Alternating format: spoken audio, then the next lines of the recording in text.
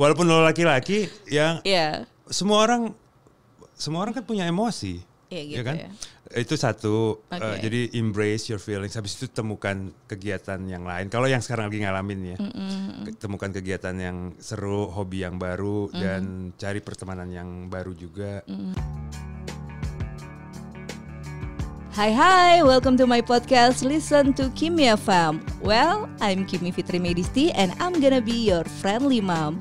We will talk about single fighter bersama para narasumber single fighter yang sukses di bidangnya. Kalau di episode sebelumnya, narasumber kita adalah single mom yang sukses sebagai single working mother. Sekarang di episode ke-9 ada seorang pria atau single dad yang suaranya ada di mana-mana. Ngisi iklan iya, siaran iya, dan sosok yang satu ini merupakan salah satu penyiar favorit saya dari zaman belum punya anak sampai sekarang punya anak. Inilah Arlingga Vanega. Hai. Hai. Gue pikir tadi lo mau ngomong dari zaman gue SD, gue udah dengerin. Berarti kan gue tua banget cuy ya. Lo dengerin gue zaman SMA? Sebenarnya kalau dengerin Prambors dari SMA sih, yang zamannya sore santai itu, gitu. Terus akhirnya gue menjadi seorang ibu, dengerin Cosmopolitan juga. Ketemu gue lagi. Dengerin lagi dan ya sering dengerin iklan, ada suaranya di mana-mana gitu kan. Jadi memang kalau iklan dulu kan memang penyiar itu sampingannya selalu jadi pengisi iklan atau jadi MC, moderator, jadi apa lagi ya? Ya seputaran itulah. Cuma kalau dulu gue nggak terlalu fokus untuk iklan. Nah, belakangan ini gue lumayan fokus. Sementara siaran lagi off dulu gitu. Oh gitu. Berarti kalau bisa bilang Mas Angga ini sebagai voice over ya sekarang ya, fokusnya ke sana ya. Voice talent. Perjalanan dari dulu sampai sekarang. Yang gue tahu kan memang Mas Angga sebagai penyiarnya Prambors nih dulu gitu kan. Awalnya memang harus ke Prambors atau memang sebelumnya ada radio lain yang pernah nyemplung ke sana? Dari mana sih Mas asalnya? Gua maksudnya asal apanya nih? Asal mulainya bisa gue pikir terjun asal keluarga gue dari mana, bokap gue dari Bali, nyokap gue dari Bali. Asli Bali ya, beli ya, oke. Beli. Beli Angga. Nah, Angga maksudnya dari dulu memang awal radio yang ada di Jakarta. Berarti kan hijrah dong dari Bali. Apa memang udah lama tinggal di Jakarta? Udah ke Jakarta. Udah di Jakarta. Terus waktu di Prambors itu pertama kali radio yang Mas Angga sebagai penyiar di sana, atau sebelumnya pernah jadi penyiar juga, atau memang ya udah gue nggak sengaja gitu jadi penyiar di sana? Radio apa dulu? Radio ini, radio lokal. Lo tau gak sih zaman dulu ada apa orari, radio amatiran. Ya serius, zaman gue SMA itu lagi booming dan ada satu temen gue yang punya radio. Ya pokoknya dia jadi inilah. Di rumahnya itu ada radio amatir gitu, jadi tempat nongkrong. Gue sering main ke situ. Terus kan kalau dulu ya lo cuman gitu kayak gini aja ngobrol di udara, ngobrol di ini dengan siapa, ngobrol ketawa-tawa. Oke. Itu sih nggak bisa dihitung sih. Tapi Prambors itu pertama gue. Radio pertama. Jadi gue kuliah. Ada senior gue yang kebetulan udah siaran di Prambors, namanya Soraya Salim kalau misalnya masih inget ya. Tapi kayaknya anak sekarang udah gak terlalu inget, udah lama banget soalnya. Nah dia yang nawarin gue, enggak lo kan suka ini apa namanya candal, suka jadi badut di kampus gitu. Lo kenapa gak jadi penyiar aja? Lo kayaknya kan doyan banget ngomong nih, karena gue emang dari SMA tuh gue suka. Ya gue nge-MC, gue sempet ngelawak juga, sempet jadi penyanyi juga. Pokoknya ada panggung, ada gue harus gatel lah, gue harus gue isi gitu. Berarti memang bisa dibilang itu passionnya Mas Angga dari dulu, gitu kan? Dari dulu banget. Biasanya kan ada orang yang nggak sengaja nih kecemplung ke dunia penyiaran sampai akhirnya ya udah berlanjut sampai sekarang, gitu kan?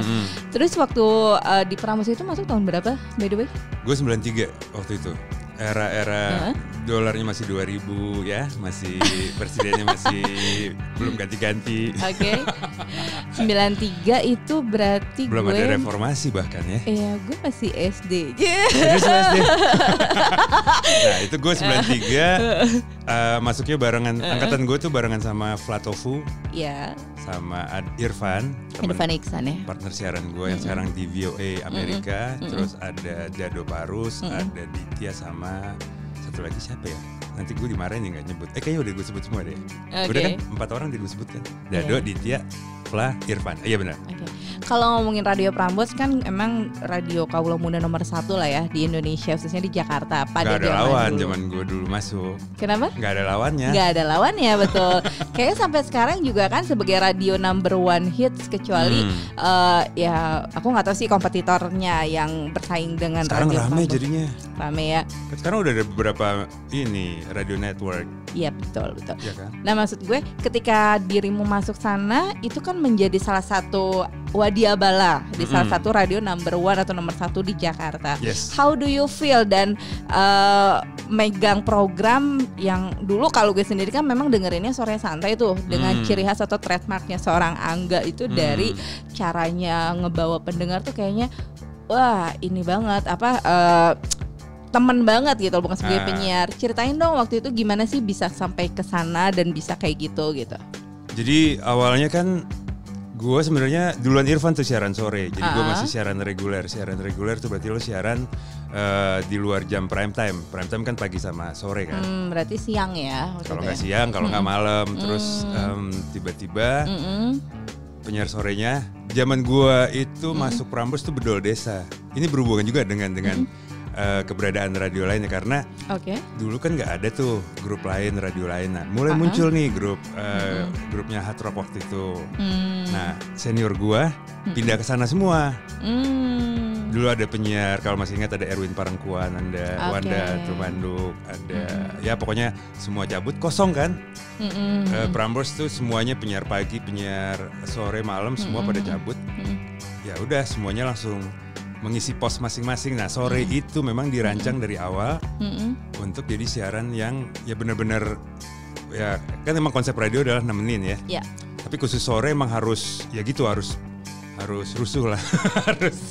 harus benar-benar menghibur karena orang kan habis pulang aktivitas, pulang dari sekolah, pulang dari kerja gitu ya. Jadi harus benar-benar dihibur. Nah udah gue percaya waktu itu buat nemenin Irfan. Waktu itu kan partnernya si Warman ya, Warman Nasution. Itu Warman setelah Irfan. Jadi formasinya awal kan gue sama Irfan nih. Irfan cabut karena dia harus apa ya waktu itu? Jadi account executive, jadi AE di bagian marketing. Jadi dia cabut dari siaran sore. Nah gue mencari partner kan. Ketemulah sebelum ya ada Warman, habis itu sama Sesa Nasution. Oh iya, kalau gue dengernya justru zamannya Mas Angga sama Warman berarti. Safari sore berarti. Safari sore, iya. Dengan binatang-binatang aneh ya. Kok tadi gue bilangnya santai sore lupa nama program. Safari sore. Iya, Safari sore itu kan lebih kayak ya itu kan ada apa namanya program-program yang apa sih waktu itu trademarknya Mas kira-kira yang menjadi ciri khasnya Angga Warman banget jadi, gitu. Warman itu kan dulu penyiar baru nih di Prambors, gue ditunjuk jadi mentornya. Nah penyiar baru itu biasanya ditempatin di siaran malam minggu jam 11 sampai jam 2 pagi. Malam minggu, which is emang nggak banyak yang dengar karena malam minggu orang kan semua anak muda lagi bergaul lah. Nah awalnya dulu gue sama Warman bikin itu ciri khas gue sama Warman, kita menghibur yang jomblo karena itu kan siaran ya siapa lagi yang dengerin kita malam minggu kalau nggak yang jomblo gitu. Makanya kita jadi pahlawan jomblo, itu ciri khasnya kita. Jadi pahlawan jomblo ya. Warman kan karena dia suka dia memang musisi. Ya kita manfaatin bakat masing-masing lah. Warman bisa nyanyi, gitar tor ya dulu ya. Gue bisa rubah-rubah karakter suara gitu kan. Udahlah itu akhirnya dibawa ke sore. Jadi sukses siaran Mangga Muda waktu itu namanya. Mangga Muda. Iya. Ada Warman, ada Angga, ada musik kaula muda gitu. Dan kalau nggak salah dulu bukannya Sesa Nasution itu sebagai produsernya? Sesa tuh waktu zaman gue siaran dia masih DJ Kamu. Ingat gak zaman dulu di Prambors ada DJ Kamu? Ada. Iya ingat. Oh anak-anak sekolah yang ditawarin. Putih abu-abu itu kan.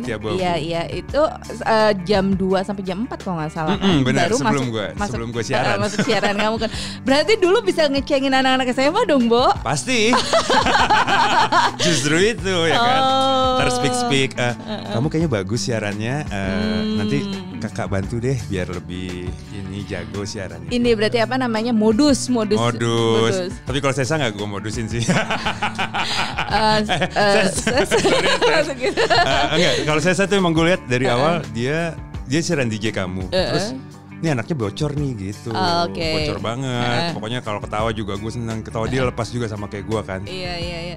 Berarti memang maksud gue dari dulu Mas Angga memang sudah punya ciri khas di karakter suaranya itu kan, rubah-rubah dengan macam-macam. Salah satu hal yang menurut Mas Angga, gue seneng banget nih memerankan karakter suara ini itu lebih suara yang kayak gimana sih sebagai seorang voice talent? Jadi gini, ada sejarahnya dulu gue seneng banget. Sama karakter orang Batak kalau ngomong kan. Orang Batak. Jadi tetangga gue dulu banyak Batak juga. Jadi ada Mangasi namanya, ada ya pokoknya gue dikelilingi sama Batak, ada yang punya Juragan Metro Mini, ada macem-macem. Nah gue suka karakternya. Jadi dulu waktu gue siaran gue sering jadi karakter Bang Bonar namanya. Bang Bonar. Orang dia naik Metro Mini tapi gaul gitulah ibaratnya, walaupun dia cuma kondektur Metro Mini, tapi dia tahu segala sesuatu tentang dunia anak muda yang lagi tren. Gitu. Oke. Itu suaranya sih gampang. Suaranya kan kalau orang, gue contohin. Jadi dulu ada guru gue namanya Pak Mandik, gue ngambil dari karakternya dari dia. Dia selalu kalau orang Batak kan ngomong macam ini ya. Nah, coba aku tengok dikit lah. Gitu kan macam itu dia ngomongnya. Logat-logatnya gitu. Ya, dulu kan Indro juga senior gue di Prambors, sering jadi orang Batak juga kan. Padahal bukan orang Batak kan? Padahal bukan orang. Indro orang Jawa. Iya, enggak maksud gue berarti karakter itu bisa melekat kepada seseorang yang memerankannya. Let's say kayak Mas Angga, mungkin orang kan nggak tahu. Karena lo sering berlogat Batak, ngiranya lo memang orang Batak gitu kan. Padahal orang Bali. Tapi dari cara ngobrolnya sendiri nggak ada logat-logat Balinya. Memang udah lama nggak tinggal di Bali atau gimana Mas? Gue Bali murtad gue istilahnya. Jadi gue malah nggak bisa. Gue orang Bali tapi malah nggak bisa bahasa Bali. Tapi gue bisa gue logat Batak, bisa logat Manado, bisa logat macem-macem lah gitu ya. Sunda juga bisa lah, tapi Bali gue nggak bisa sama sekali, baru belakangan aja gue belajar. Oke. Lucu ya? Nah, kalau misalkan kembali lagi kan waktu itu pernah punya program tentang si jomblo nih. Memang posisinya Mas Angga udah jomblo. Wah, ini kayaknya nyambung ke single, all the single ladies gitu ya. Ya udah, dari dulu memang pertama kali siaran itu posisinya memang masih jomblo atau memang sudah menikah atau gimana? Oh, masih jomblo gue, karena Jose jomblo sementara. Kan dulu banyak nama-nama jomblo kan. Joker ya, jomblo keren. Jomblo gitu, keren, gitu ada kan. Jojoba, jomblo bahagia. Iya.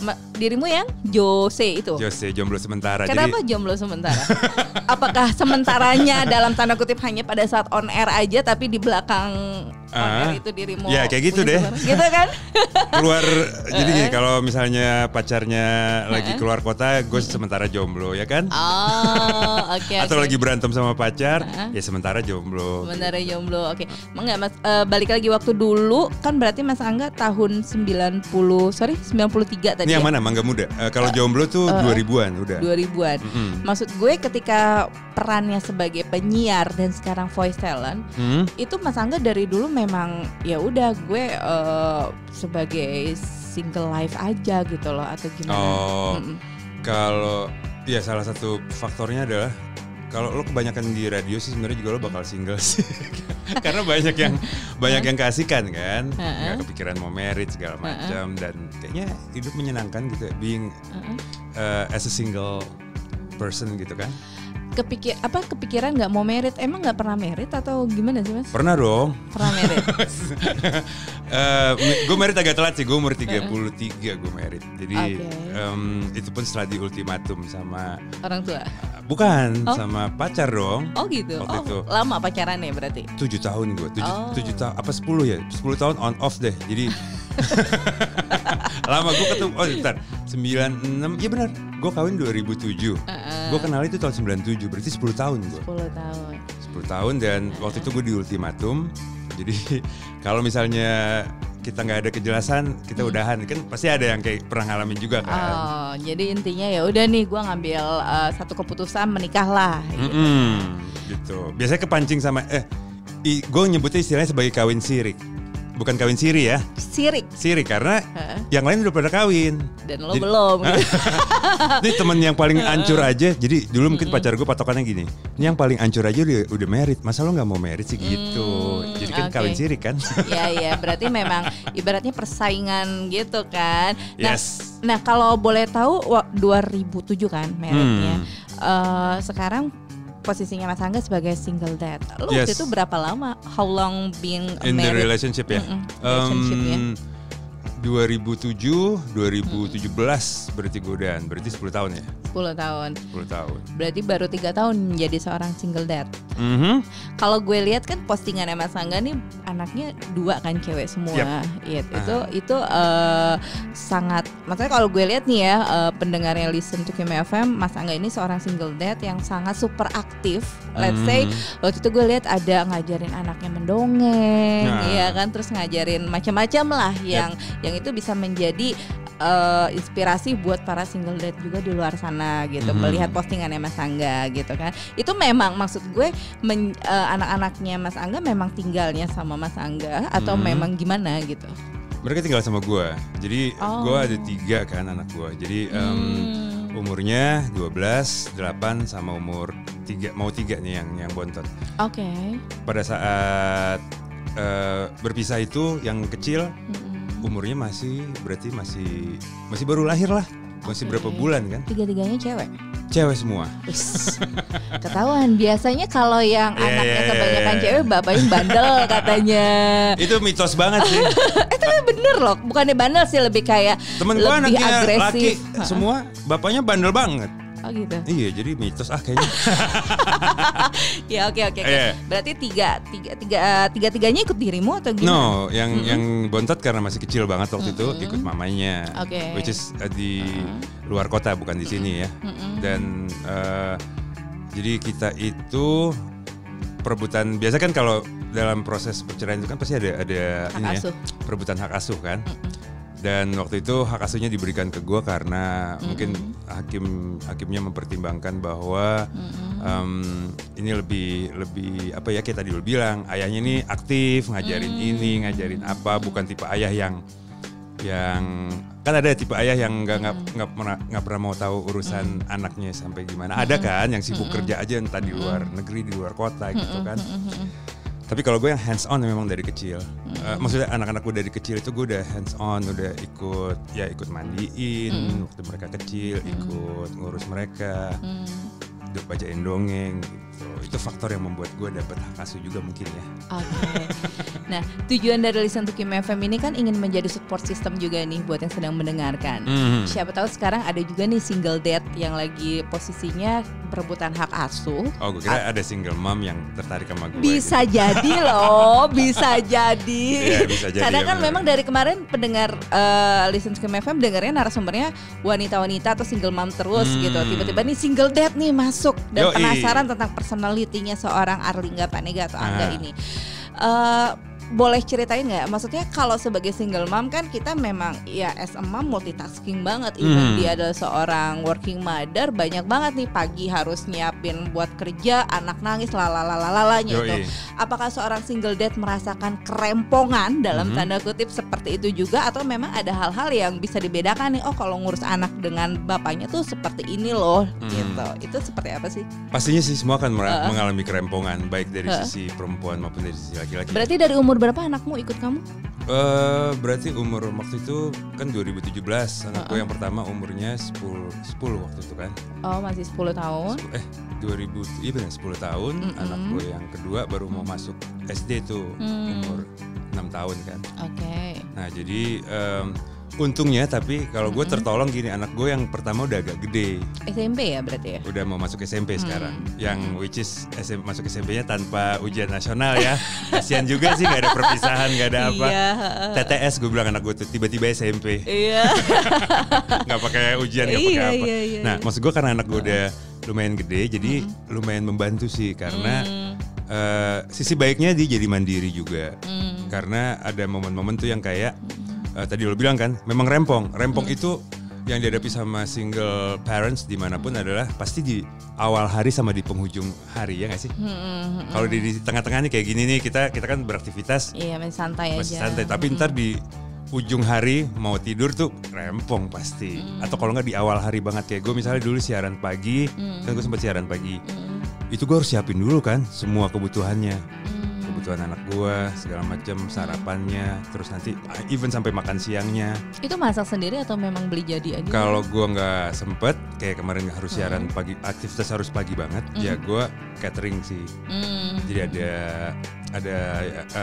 ini gue lah, pokoknya ada orang kepercayaan gue urusan masak-masaknya dekat rumah tinggalnya, dia nganterin. Gitu. Oke. Kalau urusan sekolah, jemput segala macam, ada juga yang bisa gue minta tolong. Kalau gue lagi sibuk, tapi kalau enggak biasanya gue jemput langsung kok ke sekolah gitu ya. Oke. Berarti kan anaknya sudah gede-gede nih, dan Mas Angga kan baru pisah sekitar 3 tahunan ini kan, 2017 ke 2020. Yang gede dan yang anak tengah itu kan pasti merasakan dong, kenapa nih gue tinggal sama manggil apa? Papa? Bapak? Ayah. Oh iya, kenapa kita harus gak banget tinggal? Ya ayah ya? Loh, gak apa-apa. Oh ya oke. Ayah Angga gitu ya, maksud gue. Enggak, dengan kelakuan gue kayak kurang pasti gue dipanggil ayah. Maksud gue kembali lagi, anak-anaknya Mas Angga ini sudah merasakan gak sih, maksudnya what's going on with their parents gitu? I think ya, pasti terdampak secara psikologis. Mereka juga sempat pendiam karena gurunya sempat kasih laporan juga ke gue kan, Pak ini anaknya jadi pendiam gitu. Tapi karakter anak gue yang pertama memang basically memang pendiam, jadi ini mungkin jadi lebih ekstrim aja, lebih diam aja lagi, dan kadang dia menuangkan perasaannya mungkin lewat gambar, dia senang gambar.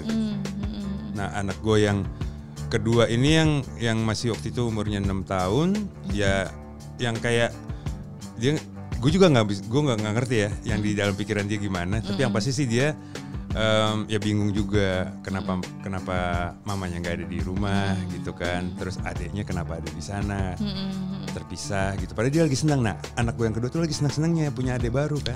Oke. Gitu. Itu mungkin yang kalau dari sisi anak gue yang kedua dia sedihnya di situ. Tapi sebagai orang tua sudah menjelaskan apa yang terjadi atau memang ya udah punya 2 rumah yang terpisah aja gitu, masih ya white lies seperti itu? Awalnya white lies sih. Awalnya bilangnya mama sementara lagi di sana dulu karena mama nggak lagi mau ada kerjaan atau apa gitu di Surabaya gitu kan. Awalnya white lies, tapi lama-lama ya pelan-pelan kita kan nggak bisa ya bertahan di situ kan. Ya anak gue yang pertama karena udah cukup, maksudnya udah usianya udah 12 tahun gitu kan, ya apa namanya, lumayan gampang untuk menjelaskannya. Nah yang nomor 2 ini yang gue harus pakai cara apa gitu ya, kurangin. Dan oh ya satu lagi nih, ada gue kalau ingat anak gue umur 12 tahun, salah satu pengalaman berkesan gue adalah ketika dia pertama kali menstruasi, dan kan gue nggak ada cewek ya, nggak ada perempuan yang bisa. Terus gue yang kebingungan malam-malam. Nah itu gimana? Oh tengah malam dapatnya? Tengah malam dia lagi tidur, terus dia bangunin gue kan, ayah terus gitu. Terus gue wow, oh kamu sudah besar sekarang gitu kan. Terus dan gue nggak standby kan, gue jadi malam-malam itu harus ke supermarket 24 jam beli pembalut itu ya. Beli pembalut, dan habis itu dia nanya, ayah gimana nih? Ayah juga nggak tahu masaknya gimana. Terus dia, mungkin agak ke belakangnya sedikit. Enggak, majuin lagi gitu. Sampai kayak gitu Jo. Oke. Berarti ini salah satu experience seorang single dad yang merawat putrinya beranjak remaja, terus for the first time period seperti itu gitu kan. Dan gak siap gitu, gue lupa harusnya gue udah lebih prepare ya. Karena gue pikir ya masih lama kali umurnya gitu. Ternyata anak sekarang kan cepet kayaknya. Anak gue tuh kayaknya belum 12 waktu itu. Umurnya masih 11 kalau gak salah. Nah itu satu poin penting juga tuh untuk single mom, kan mungkin ya biasa aja anak period karena ngalamin gitu kan, period juga atau mens juga. Nah kalau seorang ayahnya ngerawat anaknya kan kayak gitu kan. Itu salah satu pengalaman yang berkesan. Ada lagi nggak kira-kira?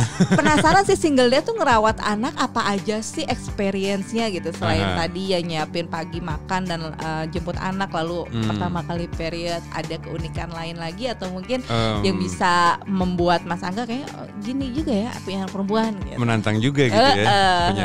Ya mungkin gue juga dari dulu sering bertanya sih, kalau sebaliknya yang single mother tapi anaknya laki, gue sempat ngebayangin kayak gimana gitu ya. Tapi kalau yang yang gue alamin sendiri sih, ya itu kan tadi dia dapat period pertama, menstruasi pertama, terus apalagi ya, kadang-kadang masalah-masalah kecil kayak misalnya anakku tiba-tiba waktu itu kena kutuan gitu, ketularan sama temennya. Perjuangan lo gue. Oh gitu, nyembuhin ya gitu-gitu. Iya ya? Asli gue tuh yang kayak gimana ya, akhirnya gue harus sembuhin gitu kan, kasih treatment segala macam. Gue inget banget tuh tengah malam tuh, terus gue sambil ini nggak banget sih, ini nggak maksud gue sambil ngurusin rambut anak. Gue pernah potong rambut anak gue sendiri, gitu kan. Okay. Dan pengalaman yang menyenangkan sih buat gue. Berarti memang semua single dad, nggak semua ya, mungkin gue juga nggak tahu sih semua single dad atau gimana. Yang salah satunya, maksud gue salah satunya adalah seorang Angga yang sangat penuh perhatian kepada kedua putrinya yang dipegang olehnya saat ini gitu kan. Kembali lagi ke karirnya Mas Angga nih sebagai voice talent dan juga single dad. Pernah nggak sih maksud gue kan kalau posisi kita sebagai single mom itu selalu ada social judgment.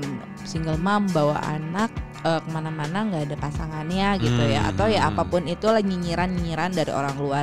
Nah, seorang Arlinga Panega as a single dad itu pernah dapat social judgment nggak sih kayak gitu, dan itu mengganggu nggak sih sebagai gue seorang voice talent, mungkin ditinggal kerja, anaknya sendirian di rumah atau gimana? Pasti sih, pernah juga gue dibilang ini kayaknya nggak.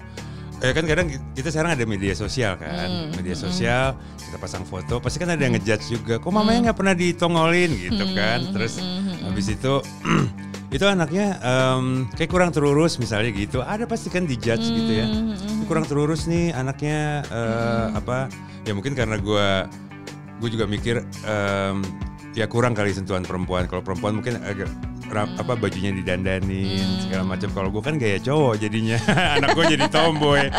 Oke. Ya ada sih judgement dari luar gitu. Apalagi sempet pihak sekolah juga sempet yang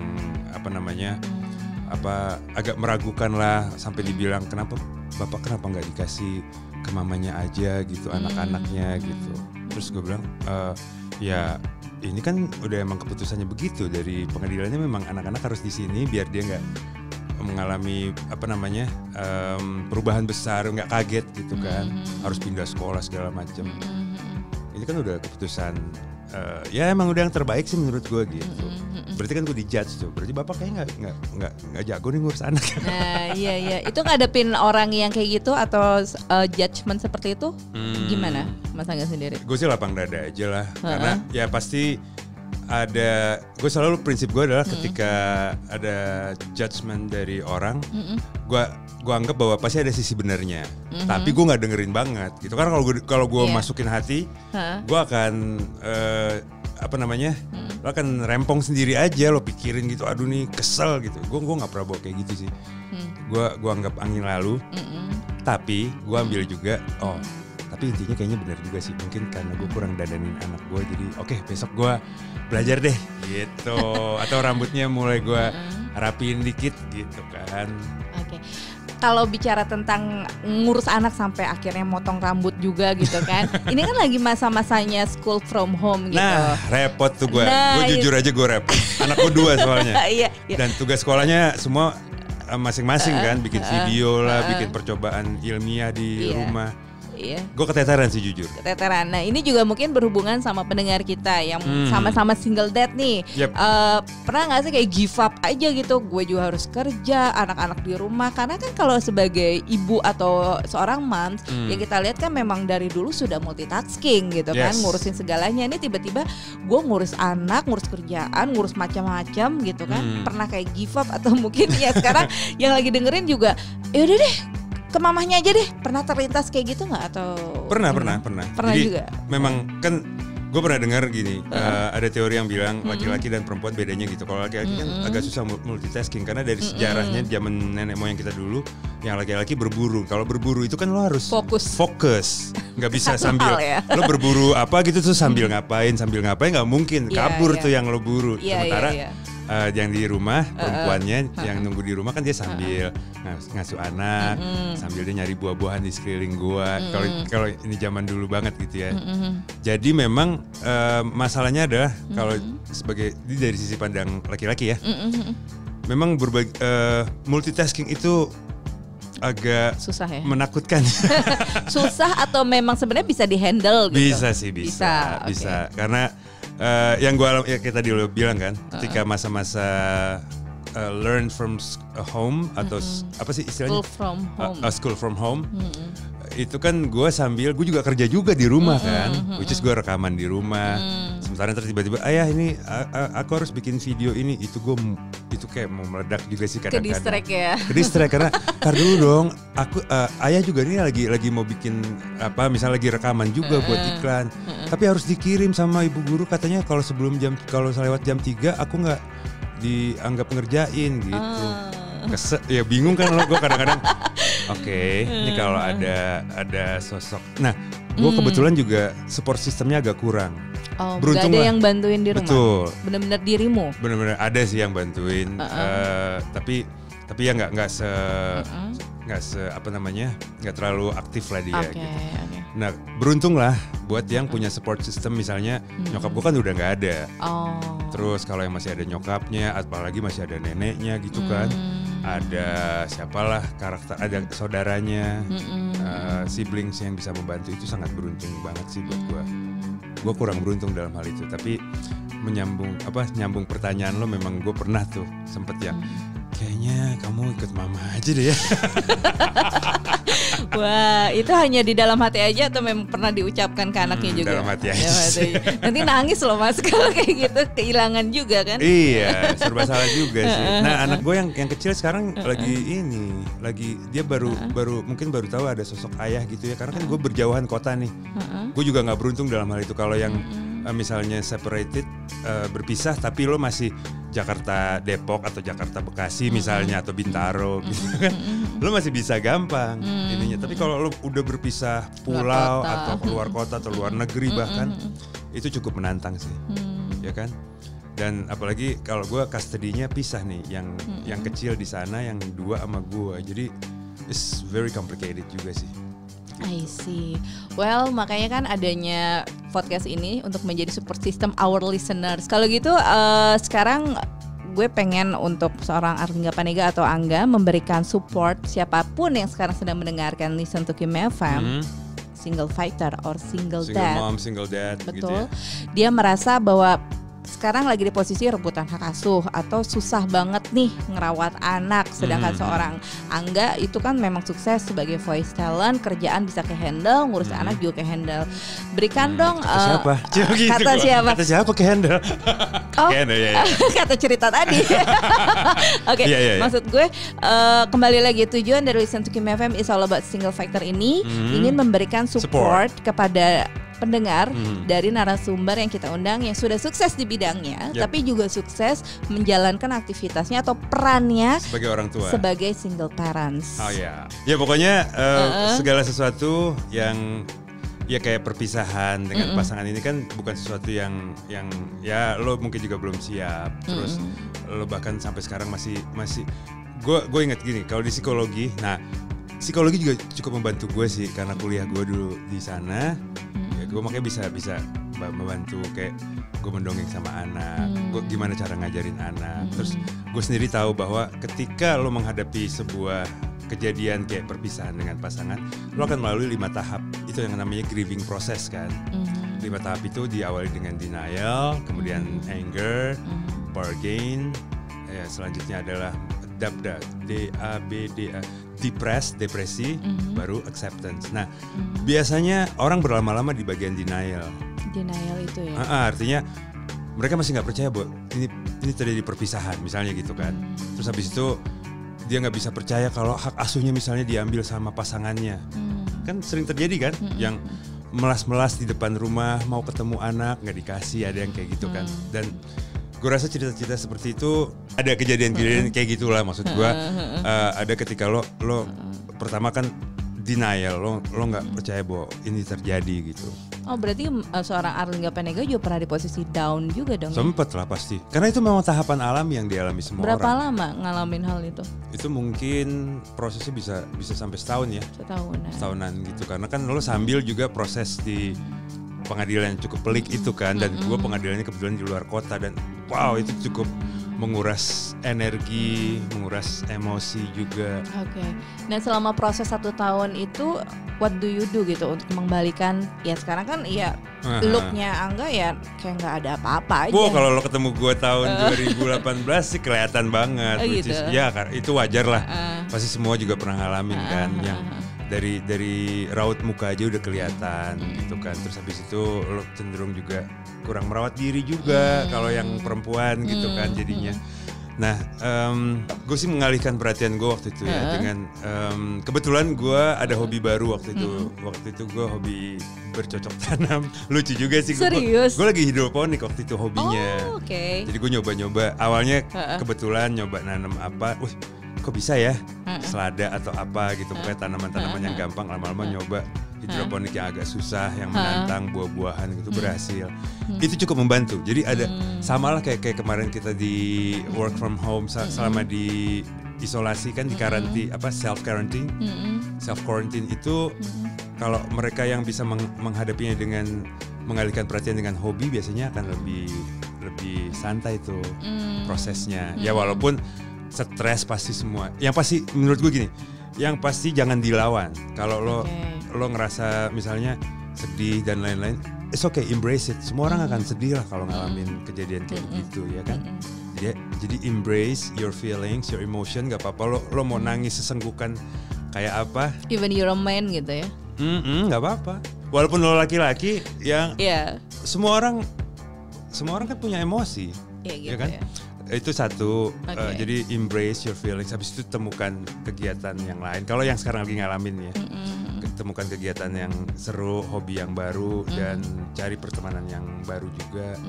Jangan itu lingkaran pertemanan juga sangat menentukan sih buat gue. Jadi kalau lo ketemunya sama yang bitter menghadapi perceraian, ya lo akan jadi ikut bitter kan? Bitter, apalagi toxic.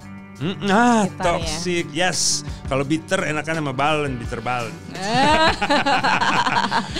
Work from home itu ada positif ada negatifnya sih.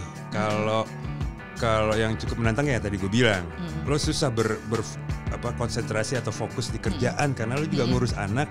Kalau single parent ya, ngurus anak, ngurus segala macem.